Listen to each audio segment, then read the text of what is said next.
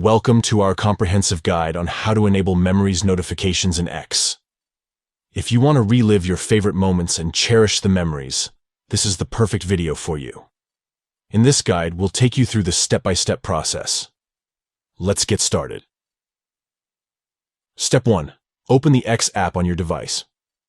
As the app opens, you'll find yourself on the main screen. Step 2. Look for the account icon located at the top right corner of the screen. Tap on it to access your account settings. Step 3. In the Account Settings menu, tap on Settings and Support. This action will open a drawer with additional options.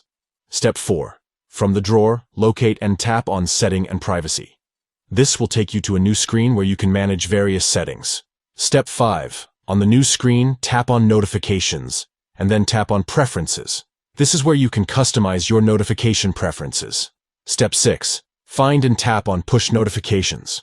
By selecting this option, you'll be able to control the notifications that X sends to your device. Step 7. Finally, enable Memories by either toggling the switch or selecting the appropriate option.